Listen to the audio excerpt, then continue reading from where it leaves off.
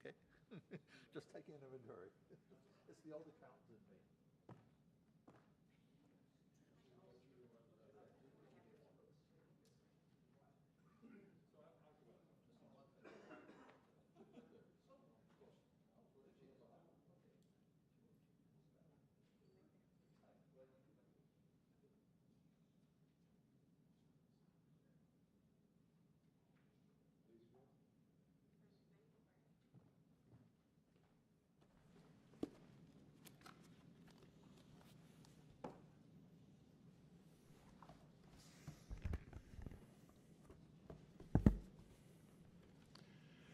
Good afternoon, everyone.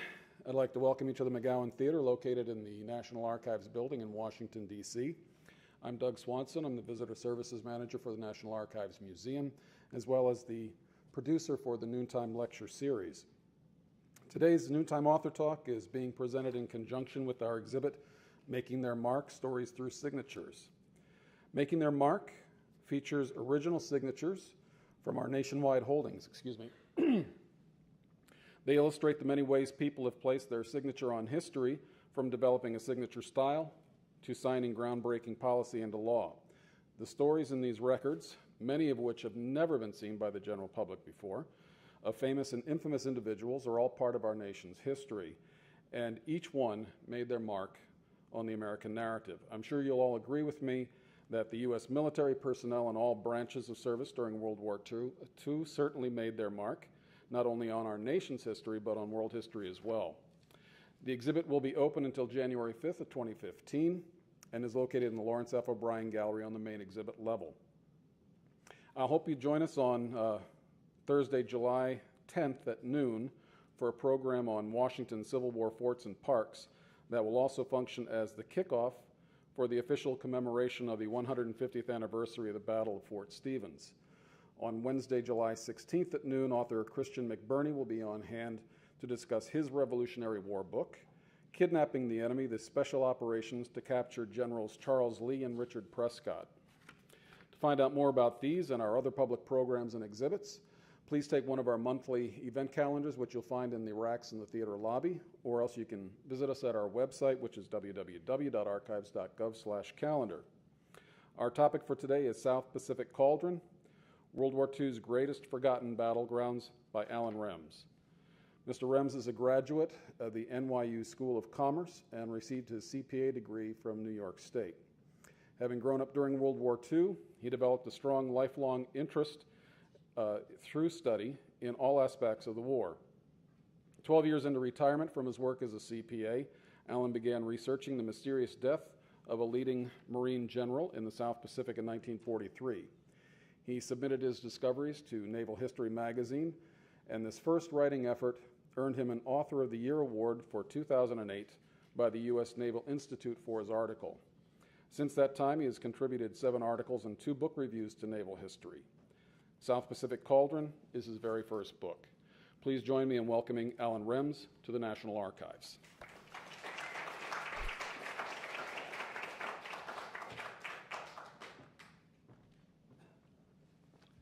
Thank you, Douglas, for that very gracious introduction. And thank you all for coming out today and hearing my talk about World War II in the South Pacific. And hopefully I can whet your appetite that you might care for the purchase of the book later. James Jones, the author of From Here to Eternity, was a veteran of the war in the South Pacific. In the 1970s, he wrote about those battlefields. He called them places that people in the United States mostly never heard of. He was talking about such places as the Drinamore River on New Guinea, about Munda on New Georgia, about Hellzapoppin Ridge on Bougainville, about Manus in the Admiralties, and Suicide Creek at Cape Gloucester. In the 40 years since he wrote, the South Pacific has faded even more with the deaths of most of those who served there. And these people include the Marine who appears on the book cover. We know who it is. His name is Corporal William Coffrin of Flint, Michigan. He's shown here serving with the 3rd Marine Raider Battalion on D-Day at Bougainville. Now, the Marine Raiders were considered elite troops, and I was interested in knowing a little more about him. Well, I found out that Cauldron died something like 7 years ago, but I was able to track down his son. However, his son could not tell me anything. He said his father never talked about the war. When even the children of our servicemen don't know their story, we know that an important part of the past is slipping away from us. Even the setting is largely forgotten. For most people, South Pacific, those words only mean those lush tropical islands in the Rodgers and Hammerstein musical. However, there are a few enchanted evenings in the very different region that we're talking about. This is it. The war zone to the east, on the right, you see the chain of the Solomon Islands, and on the west, you have the lower half of New Guinea. This was one of the worst World War II regions where men lived and fought, with towering mountains, treacherous razorback ridges, disease-ridden jungle, vast swamps, infernal heat, and torrential rainfall. Survival there was challenging enough even without the perils of combat. From that war zone, only one place, Guadalcanal, has remained etched in America's memory. As the scene of our First World War II offensive, it naturally caught the attention of the public. Afterwards, things changed in the South Pacific. It was a war of slow, grinding battles that were hardly material for dazzling war reporting. And public attention shifted to the more spectacular and bloodier fighting in the Central Pacific that began at Tarawa and continued thereafter at such places as Kwajalein and Awetak, Saipan, Tinian, Guam, and then ultimately to Iwo Jima and Okinawa. James Jones said this about the South Pacific after Guadalcanal. They had a year of battles fought without any great victories to stimulate troop morale. Short, sharp, costly fights, each of them, which got scant publicity at home. Now, what he's saying about publicity, that was right on. However, what he said about there being no great victories, that was dead wrong, because in a period of just 9 months, the Allies wrested away control of the South Pacific from the Japanese, neutralized their great base of Rabaul, and opened the way to the heart of the Japanese Empire. However, that was not the end of the war in the South Pacific. There were still thousands of Japanese that were still back there, and they mounted great counteroffensives on Bougainville and on New Guinea that are among the least known American battles of World War II. Still later, the Australians took on responsibility for containing the bypassed Japanese. And there then ensued what could arguably be called some of the, or possibly the least necessary fighting of World War II. I mean, war is bad enough. When you're having unnecessary warfare, that is something else. So it was a true tragedy. Until now, no single book has covered the entire war in the South Pacific. This account of the stirring actions that were fought there should make it obvious that the South Pacific was indeed one of the great battlegrounds of World War II. James Jones's complaint about our national memory does not have to stand as the final verdict. And now, in words and pictures, I'd like to, in brief, tell you the story of that war. The one South Pacific battle that almost everybody knows, at least by name, is Guadalcanal. The Marines landed there in August of 1942 to seize an unfinished airstrip from which the Japanese threatened to sever our communications with Australia. In the next months, the Japanese attacked on land, sea, and in the air to reclaim the island. This drawing depicts the desperate fighting on Edson's Ridge when the Japanese nearly broke through the Marine lines to retake the airfield. And the war at sea was equally brutal. This photo that was taken during the Battle of Santa Cruz shows Japanese planes swarming around the carrier Hornet and ultimately sinking the ship. After 6 months of fighting, the Americans gained the upper hand, control the surrounding waters, cut the Japanese line of supply, and force them to evacuate Guadalcanal. While that battle was in progress, Australian and American troops fought the Japanese on New Guinea. After landing on the northeast coast at Buna, the Japanese crossed the Owen Stanley Mountains with the objective of taking Port Moresby. Port Moresby is on the south coast of New Guinea and just across from Australia, and from there they could directly threaten Australia. The Japanese were halted by the Australians at the Kokoda Trail, and they were pursued back to Buna. The American 32nd Division was given the task of taking Buna.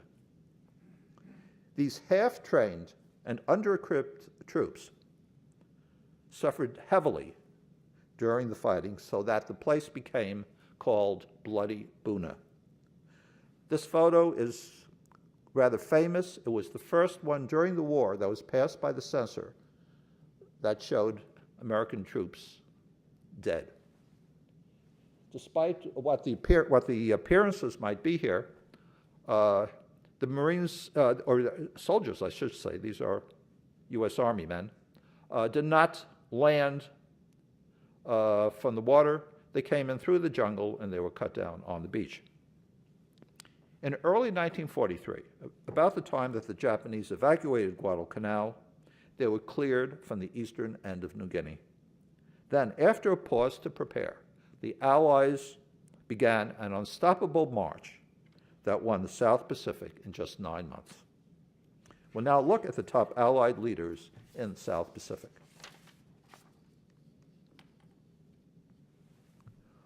On the left is someone who should need no introduction. General Douglas MacArthur was in overall command of the South Pacific, and he's seen here with Admiral Chester Nimitz. MacArthur makes many mistakes early in the war, but he learns how to win by maneuvering and avoiding frontal attack. He vowed no more Bunas, and he mostly kept his word. MacArthur is brilliant, but also very egotistical. In his conceit and his political ambitions, he was much like Union General George B. McClellan of Civil War fame. Unlike McClellan, he had the will and the ability to gain victory. Admiral Bull Halsey commanded all Allied forces in the Solomon Islands. In an unusual arrangement, he served two masters. He was directly responsible to Admiral Chester Nimitz at Pearl Harbor, and he was also subordinate to MacArthur for strategic purposes. He was known to have said privately, "Yeah, I could work for Doug MacArthur, but he sure as hell could never work for me." Halsey was appointed when the Marines were in danger of being driven off Guadalcanal. He called that assignment the hottest potato they ever handed me. His biographer described Halsey this way: he was a swashbuckler of the old tradition, like many swashbucklers, part little boy who never grew up.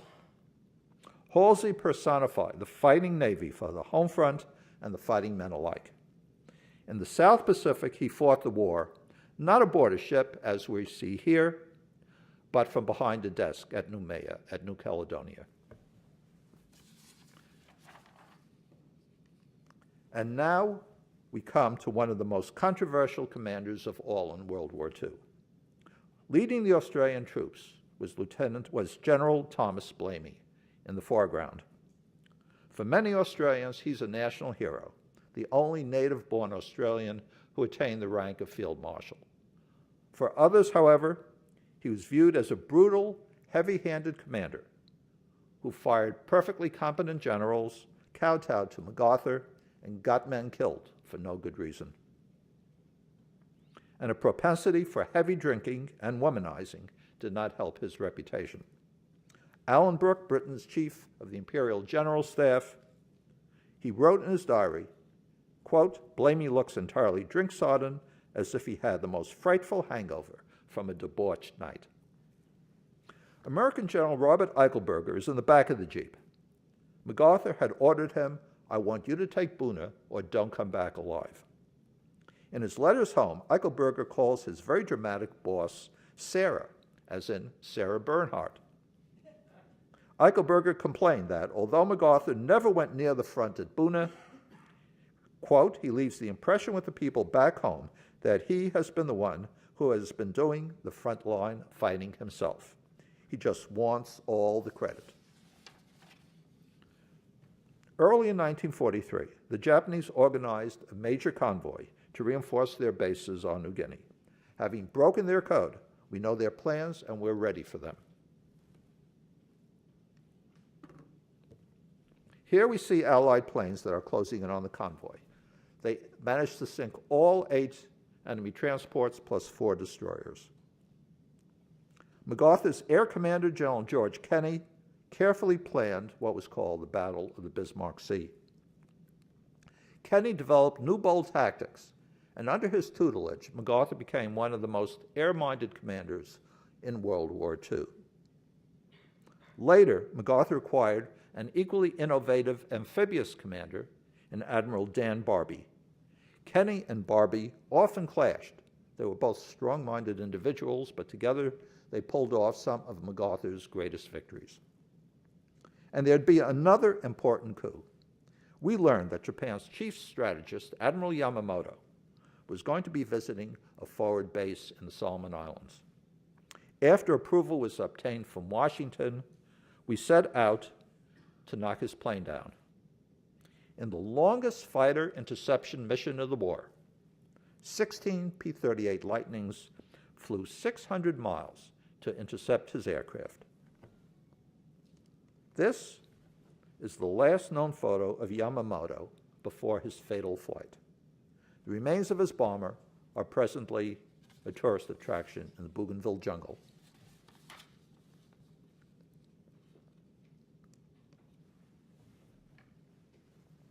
In early 1943, Halsey's forces held Guadalcanal. It's here, while MacArthur's were principally here in the Buna area. Here's Buna. MacArthur's great goal was to return to the Philippines, and there we're talking way off in this direction, up here. The great obstacle was the Japanese base of Rabaul. And Rabaul is going to be pretty much the center of our story from here on. And all Japanese power is radiating through this whole region from Rabaul. MacArthur's plan was codenamed Cartwheel. It was designed to encircle Rabaul through a series of operations during an 8-month period. With each step forward, airstrips would be developed from which fighter planes could support the next step forward. Halsey's forces would advance from Guadalcanal to New Georgia, and then in turn up to Bougainville at the top of the chain. And these operations are going to involve a few other places that I'm going to mention. One is Rendova. Remember, Rendova is here just this direction from New Georgia. I'll be mentioning Kolombangara. Here's Kolombangara, this little round island sitting just on top of New Georgia. And then a little further on, there's this island, Vella La Vella.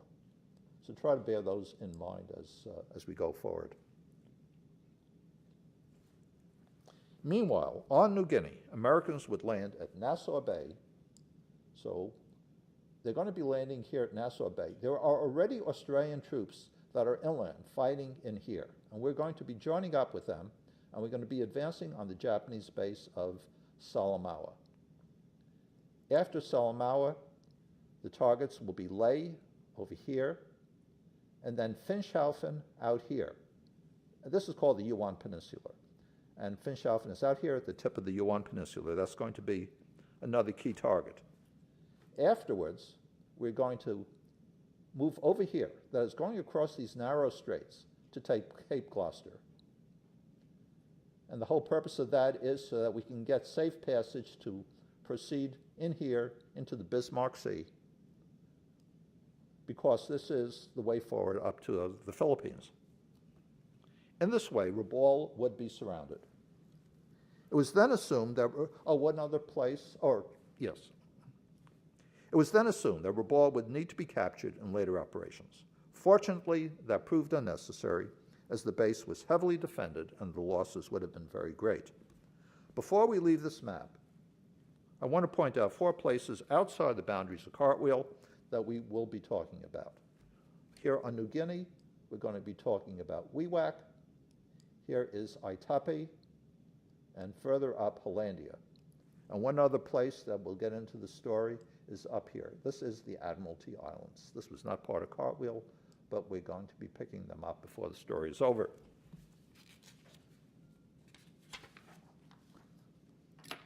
Halsey began his part of Cartwheel with the invasion of New Georgia. Just one Green Army division, the 43rd Infantry, was given the assignment with the 37th Division in reserve. The invasion started with a landing on nearby Rendova Island. The situation looks tense in this photo. However, there were probably few or possibly no Japanese that were actually around. In the South Pacific, we would generally able to find places where we could land where there were not many Japanese. It was very different from the situation in the Central Pacific, where we had to go in over very heavily defended beaches. After this easy start, the campaign broke down when the Green troops came up against first-class Japanese fighters led by this highly resourceful and imposing-looking general, General Noboru Sasaki. After Halsey learned that the attack was in complete disarray, he immediately conferred with Lieutenant General Millard Harmon.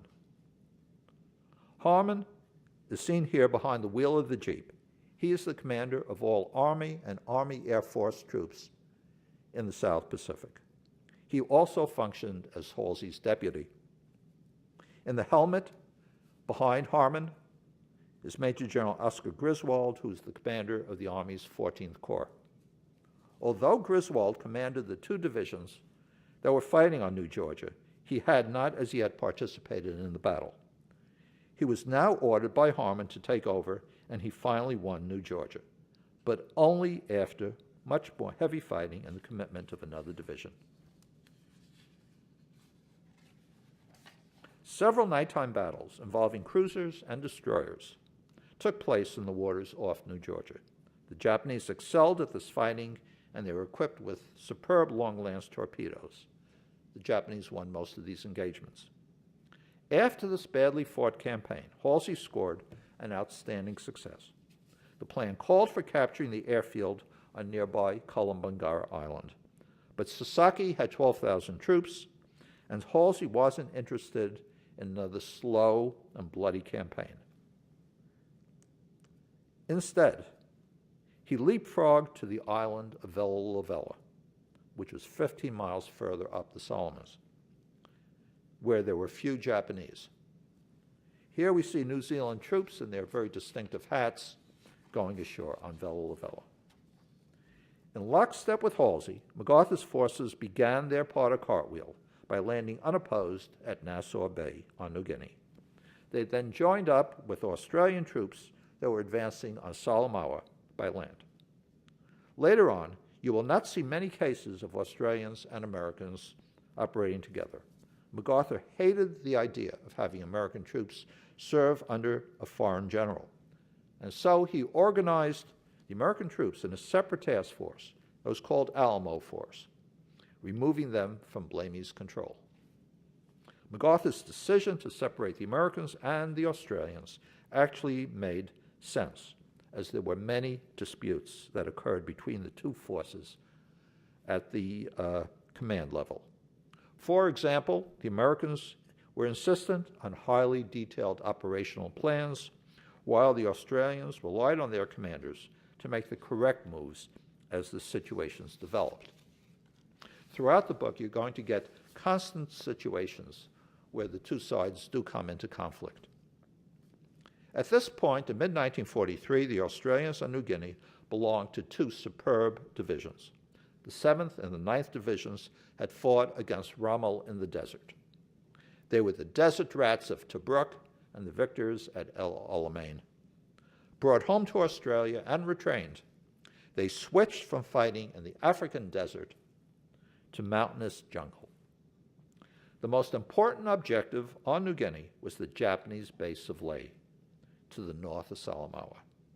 While the Japanese were kept busy by the fighting below Salomawa, Allied forces landed behind them, east and west of Leh.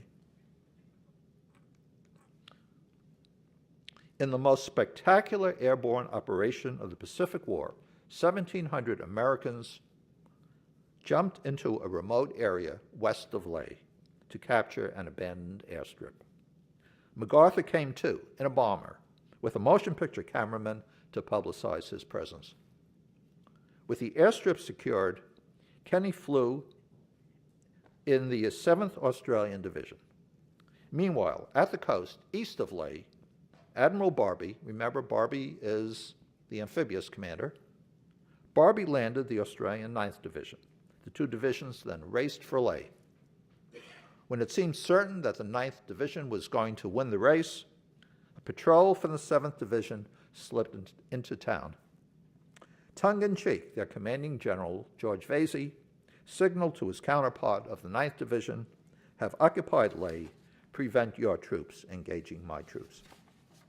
In the book, I have included stories of many heroic actions, and here's one from the Australian advance on Leh.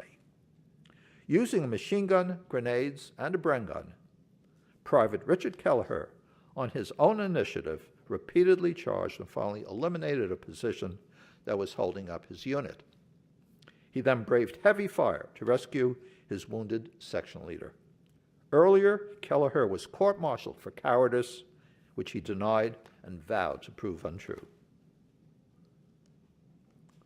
For his courage, Kelleher was awarded the Victoria Cross and participated in the Great Victory Parade in London at war's end. And here we see the King of England stopping to talk to Kelleher on that occasion. These are some of the Australian commanders.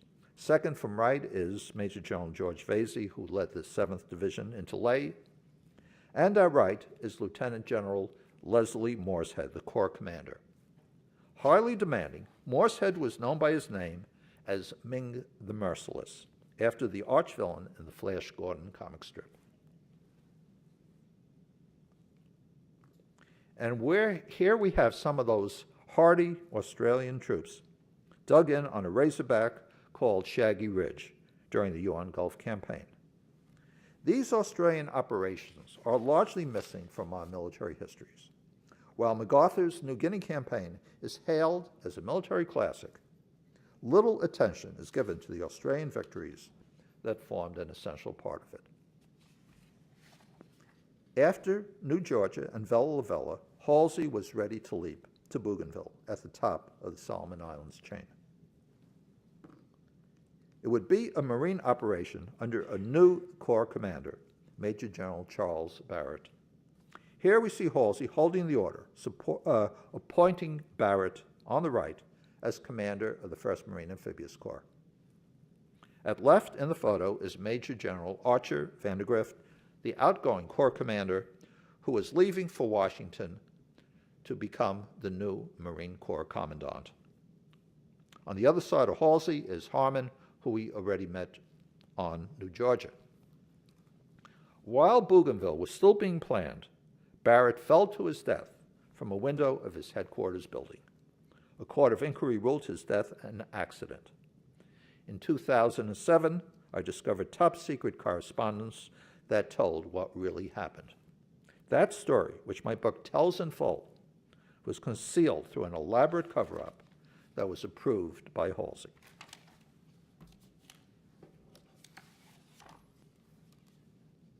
After Barrett's death, Vandergrift briefly returned to take charge of the Bougainville invasion. And here we see the landing boats circling before their runs to shore, and then the Marines engaged on the beach. Although there were fewer than 300 Japanese in the area, they were determined fighters, so that Bougainville became one of the most hotly contested beachheads of the war in the South Pacific. The aerial photo at the bottom was taken several weeks after the invasion. In the upper part of the photo is the shoreline of Bougainville, where most of the troops landed. In the foreground is Puruata Island, where landings were also made on the northern shore. And incidentally, it is where the photograph of Cauldron on the book jacket comes from. He was fighting on Puerto Island that day. We know this photograph dates from several weeks after the landings, because right here you can see the airstrip. Here's the airstrip that the Seabees hacked out of the raw jungle.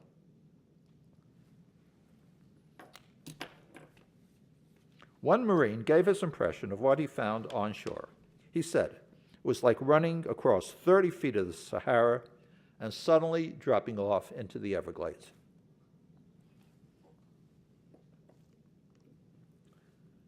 The Marines discovered what lay behind the beaches, an extensive swamp.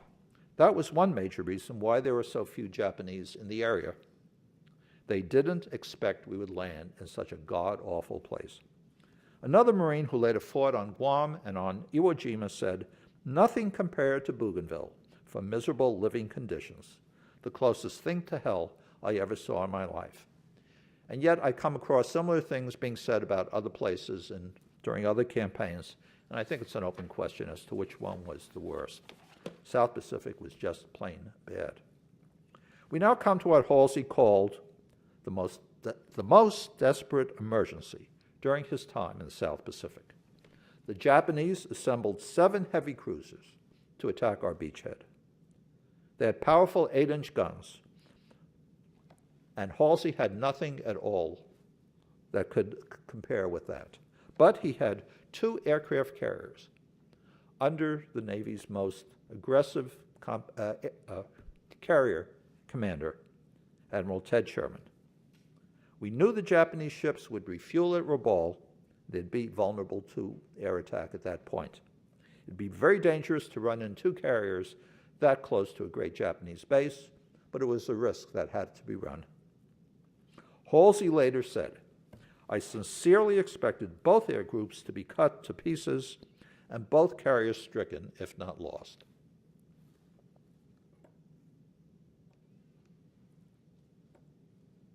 This sight on the left greeted the pilots when they arrived over the harbor. 40 to 50 ships, many of them dashing to try to get through the harbor exit. The photo was taken from an Avenger aircraft, piloted by Commander Henry Caldwell, who coordinated the raid from high above the harbor. During the battle, his photographer was killed and his turret gunner was wounded. Caldwell made it back to the carrier Saratoga, landing on 1 wheel and with no flaps, aileron, or radio. In this well-known photo on the right, Caldwell's gunner is being lifted from the turret of the aircraft, and it's glad to say that we know that he fully survived. As a matter of fact, there's an interesting photograph showing him back in uniform looking at a blow-up of this iconic photo. Although none of the cruisers were sunk, 4 were severely damaged, which forced the Japanese to abandon their plans to go on to attack Bougainville. At the bottom, we see Admiral Sherman getting the good news. He hailed the raid as a second Pearl Harbor in reverse. And there would be another momentous victory at sea. 5 destroyers, commanded by Captain Arleigh Burke, encountered an equal-sized force of Japanese destroyers. 3 enemy destroyers were sent to the bottom without loss. Fittingly, the Battle of Cape St. George, which signified that Japanese dominance in destroyer operations had finally ended, was fought on Thanksgiving Day of 1943. Here we see Arleigh Burke in profile reading on the bridge of his destroyer. Note near the bottom the little beaver insignia, the mascot and nickname of Burke's destroyer squadron, which was adopted from the Red Ryder comic strip. 4 days after the invasion, Bull Halsey visited Bougainville. We see him here literally unbuttoned, tattooed, and looking every inch the old sea dog. During his visit, he conferred with his commanders, including General Roy Geiger, who took over from Vandegrift, who at last was able to head for Washington to take over as the new Marine Corps Commandant. War dogs were first used in the Pacific on Bougainville. Here we see the handlers with Doberman pinschers and German Shepherds. One German Shepherd, appropriately named Caesar, was wounded in action. He received a commendation from the Marine Commandant, and he was promoted from private first class to sergeant. In the month after the invasion, the 3rd Marine Division fought many actions. They advanced just far enough to obtain a small, secure perimeter in which 3 airstrips were built.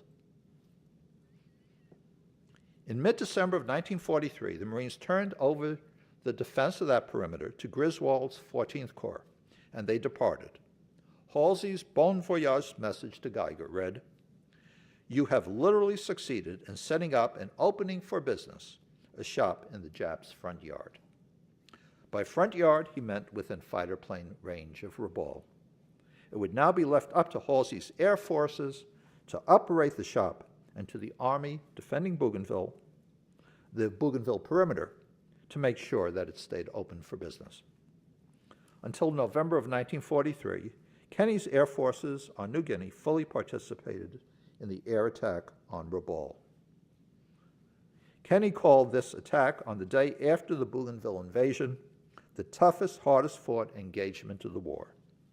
Rabaul had just been heavily reinforced by planes from the Japanese carrier fleet, and we took heavy losses with little gain that day. The smoke in the background, incidentally, is a smoke screen that we laid down to help us. It hindered more than helped because it created problems in target selection. We didn't do very much. After airstrips were built on Bougainville, most of the bombing of Rabaul was carried out from there and from other Solomons fields. The aviators included Air Ace Pappy Boyington, who was shot down over Rabaul. Fished out of the water by a Japanese sub, he became a prisoner of war, and he was awarded the Medal of Honor at the end of the war. Cartwheel called for a landing at Cape Gloucester on the western end of New Britain, across the straits from New Guinea. On the map, it looks like a critical choke point. However, since the Japanese were unable to bring long-range guns to the area, they could not have interfered with Allied ship movements. But MacArthur and others believed that possession of Cape Gloucester was necessary to ensure safe passage into the Bismarck Sea before heading for the Philippines. For the invasion, MacArthur obtained the 1st Marine Division. No Japanese opposed these Marines who are wading through the surf. However, much like on Bougainville, there was a miserable, extensive swamp behind the beaches to make life hard for those Marines. The airfield at the Cape was taken with relative ease, but elsewhere the Marines did encounter strong resistance. The campaign ended with the Japanese abandoning most of the island and retreating to Rabaul. Worst of all were the conditions on New Britain. The monsoon began on the invasion day, bringing fierce winds and incessant rain. Many were crushed by falling trees and electrocuted by lightning strikes. Historian Samuel Eliot Morrison commented, "Nature proved to be a worse enemy than the Japanese." Back on Bougainville, 2 National Guard divisions took over from the Marines, the Americal and the 37th Infantry Division. At the time of the landings, it was believed that the Japanese would need 3 to 4 months before they could attack in strength. Knowing that it was just a matter of time, Griswold's 2 divisions did everything possible to prepare. They would face General Hirokichi Hyakutake, who had led the Japanese on Guadalcanal, and he hoped to gain the victory this time around. Over jungle pathways, he assembled the greatest concentration of Japanese infantry and artillery that would fight at one place in the South Pacific. So confident was he of victory, his map showed where the surrender ceremony would be held.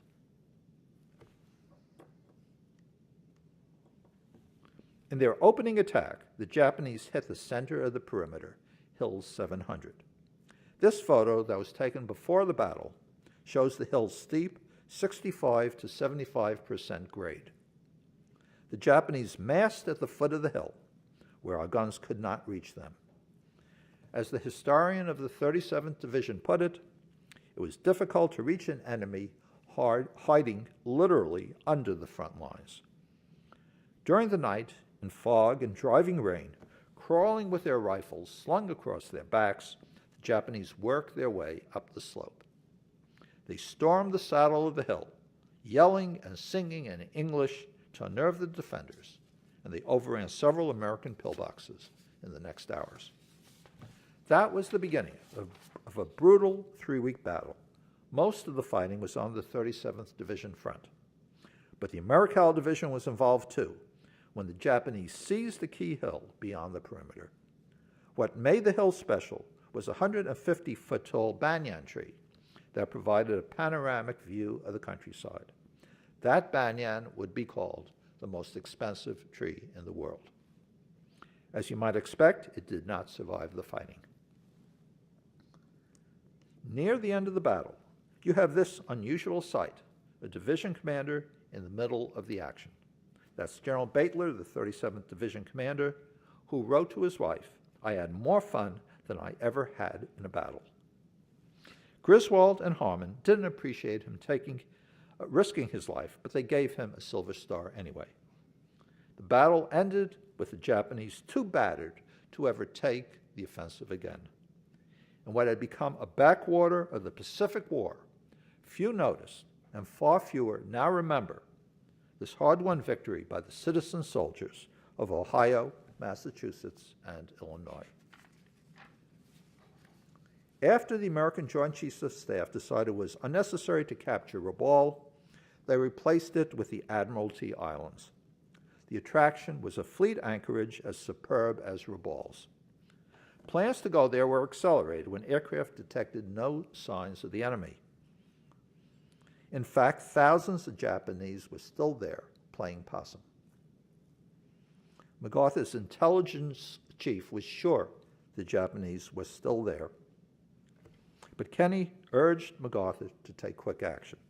MacArthur agreed, and referring to Rabaul, he exclaimed, "That will put the cork in the bottle." That is, that should fully surround Rabaul. A reconnaissance force was quickly organized by the 1st Cavalry Division. MacArthur went along to decide on the spot if the troops would stay or be withdrawn, and it made for a good photo op as well. Here we see MacArthur with Admiral Kincaid, his naval commander, aboard the cruiser Phoenix. After these first troopers made it to shore against light opposition, MacArthur ordered them to stay, and he called in the rest of the division. Over the next months, after much heavy fighting, 1st Cavalry Division won the Admiralty Islands. The isolation of Rabaul was essentially complete. Even before then, the Japanese recognized that the South Pacific was lost. It had long since become too dangerous for ships to operate there. Then, unable to afford the further attrition of aircraft in defense of Rabaul, they abandoned the skies to the Allies.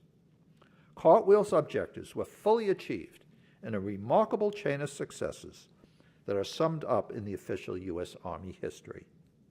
In less than 1 year, MacArthur's and Halsey's forces fought their way from Guadalcanal and Buna through Woodlock, Kerawina, Nassau Bay, New Georgia, Leh, Salamaua, Nadzab, the Markham and Ramu Valleys, Finschhafen, the Treasuries, Empress Augusta Bay, Arawe, Cape Gloucester, Sidor, the Green Islands, Emerald, and the Admiralties.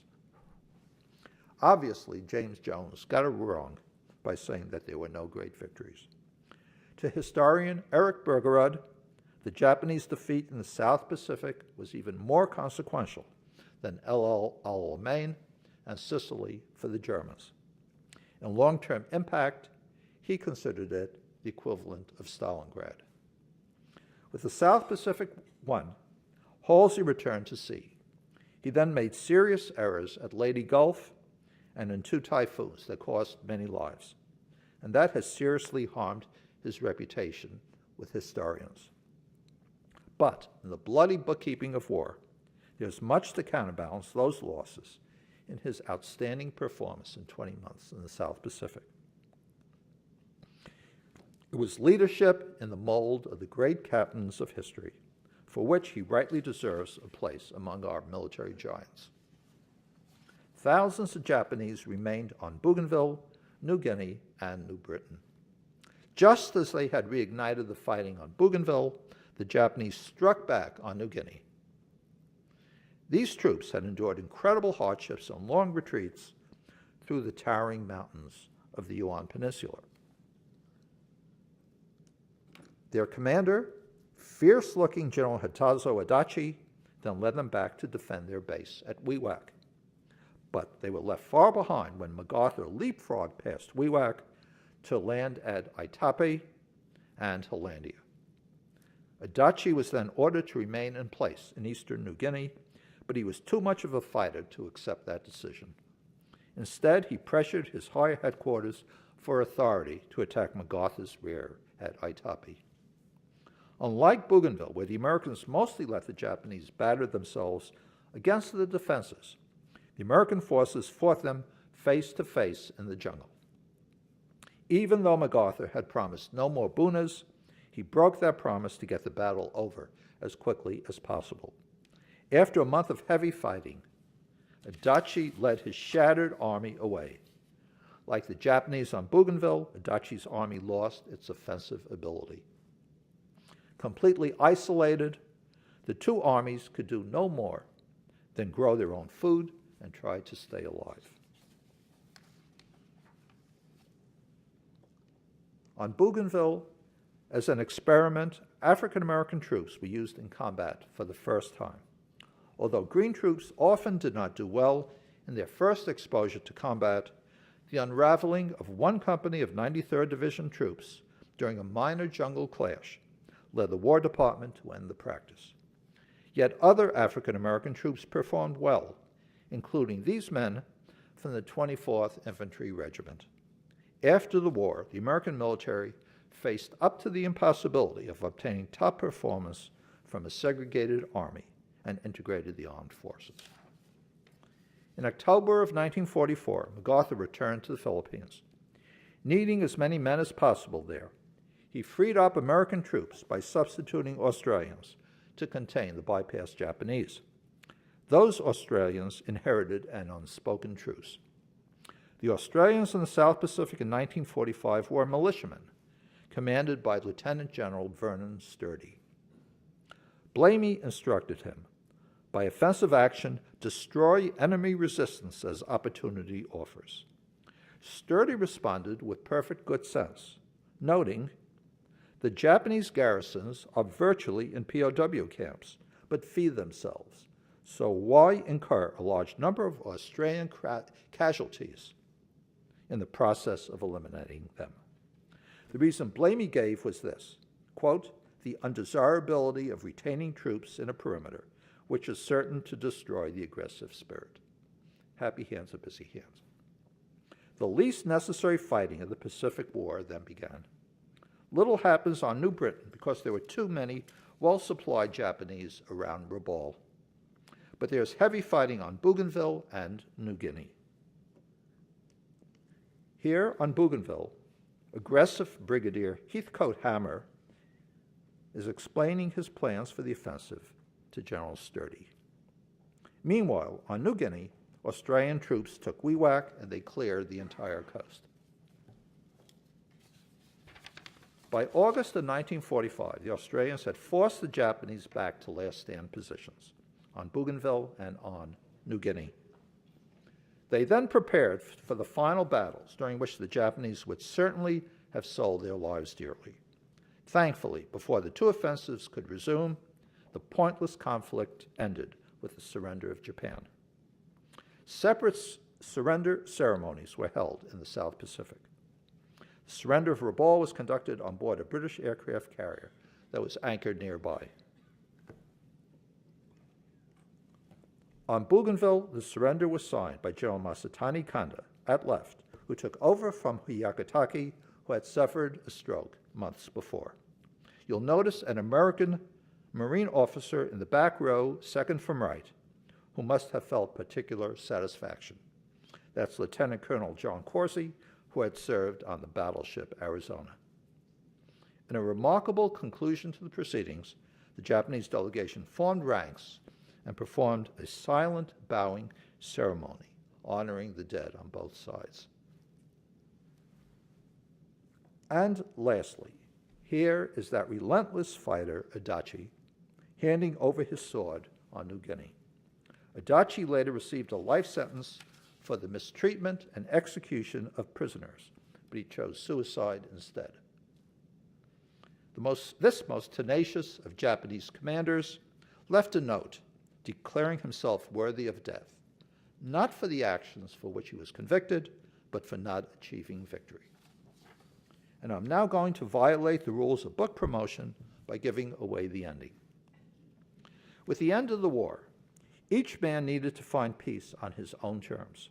Blamey left no question about his feelings when he presided over the capitulation of the Japanese Second Army. He told the Japanese, "In receiving your surrender, I do not recognize you as an honorable and gallant foe." But others felt differently. None of the Australian brigadiers was more fiercely anti-Japanese than Arnold Potts. Placed in charge of Bougainville and its prisoners, Potts ordered a full-dress inspection that included 17 Japanese generals and 15 admirals. It was wondered how he would react.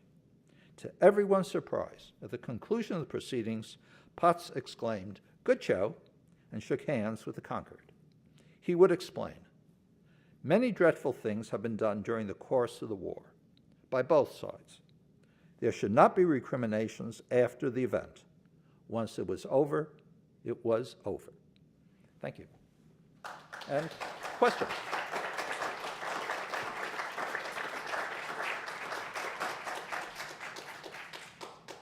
Any questions? Yes. So it was during this time in the Solomons that John F. Kennedy Right. Mm-hmm. Right? Yes. And that was off New Georgia.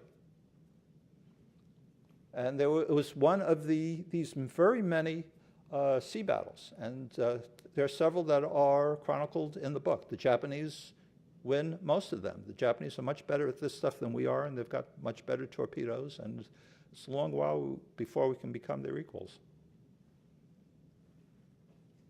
Yes, sir.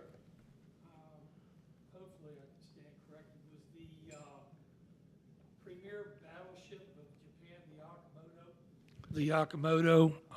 And where was it sank? I can't remember. Vaguely there was. That happened. Yeah, wait. Okay. Here in the South Pacific, I think it's only the Kirishima that is sunk. Oh, wait. There was a second one along with the Kirishima that gets sunk off Guadalcanal.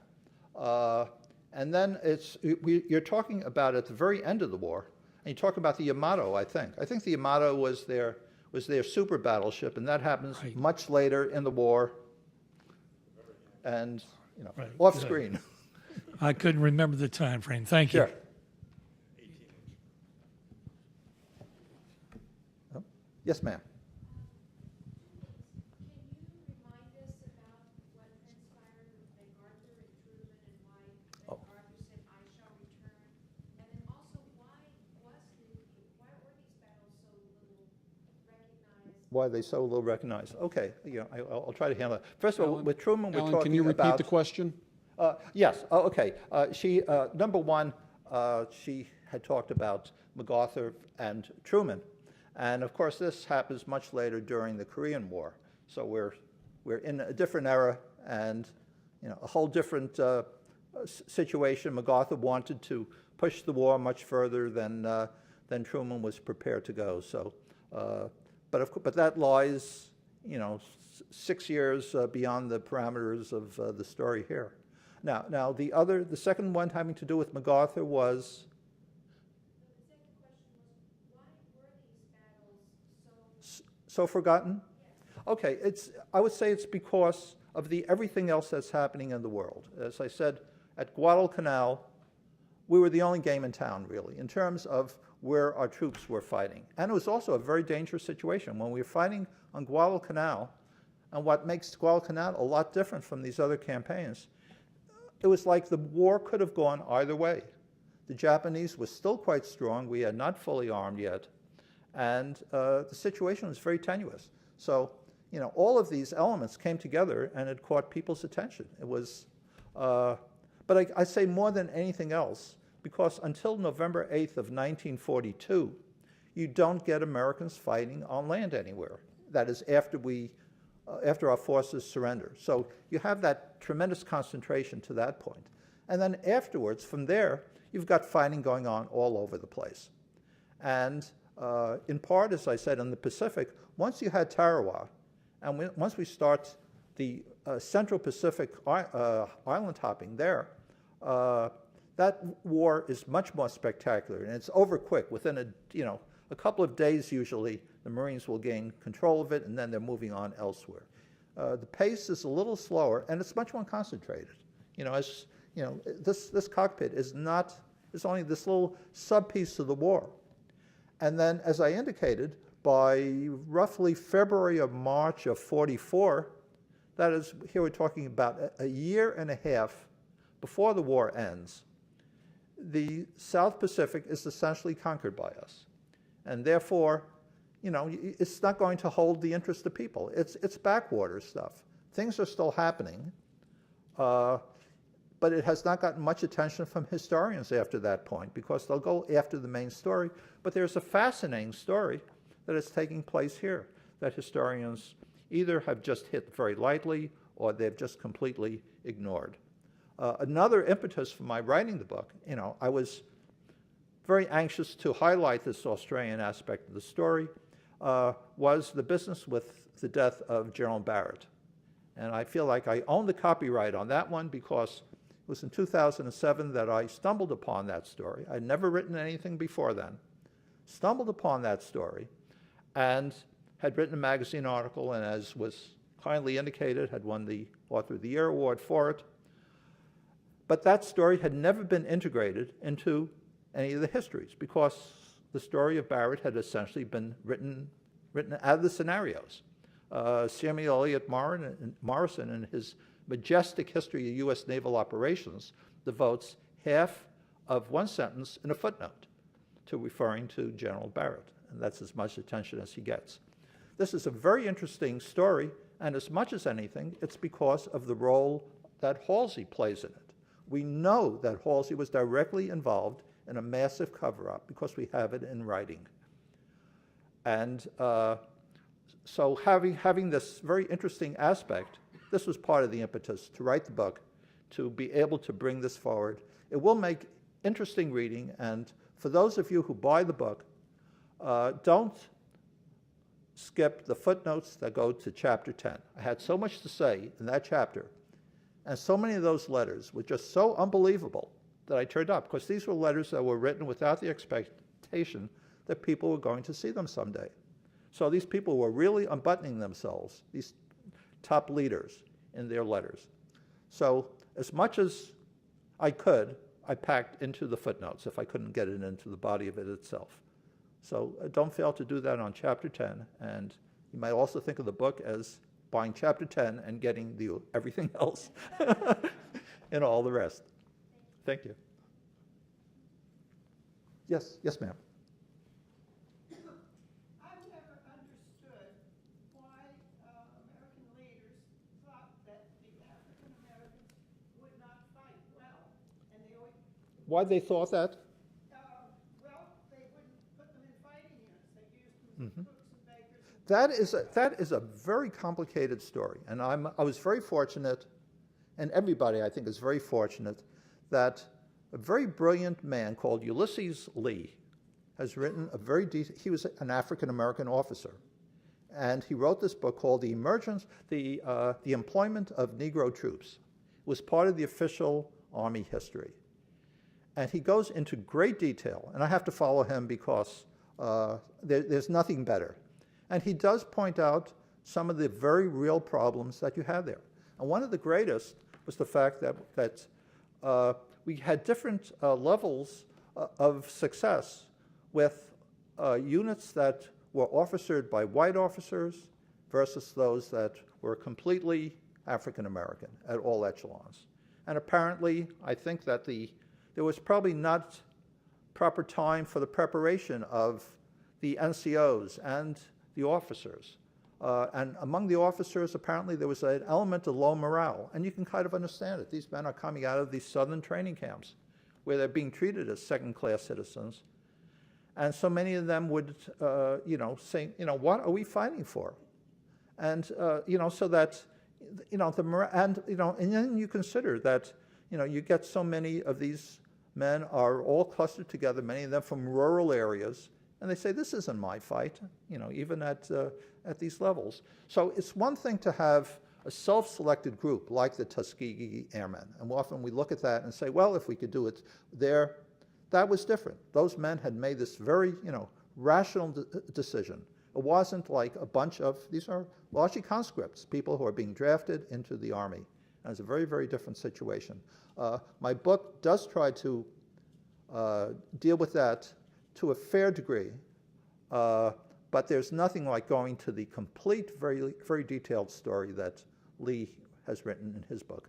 Well, you have the 10th Cavalry, Fort Riley, Kansas, Mm-hmm. led by white officers. So you had, there you had Yes. American NCO. Right. And I understand there was a unit, all-black unit in World War I that fought very well. I think it must have been strictly racial prejudice. Well, it was the units that were the 27th Infantry Regiment, I think, and I talk about that in the book. They were also on Bougainville. They had white officers, and they did just fine. It was a good unit. And the Secretary of War, Stimson, had made the decision that during time of war, they just did not have enough white officers available that they could take over and do it. I think, net, I think it's just as well that things did not work out because it made for, I think, post-war pressure. And the Army, had to come to grips with the fact that this just ain't working with the way they have organized things. So, I like to think that it helped accelerate that whole process of desegregating the armed forces, and that was an important step in changing our society, was to change the situation in the armed forces. Pardon? Mm-hmm. Okay. Thank you all.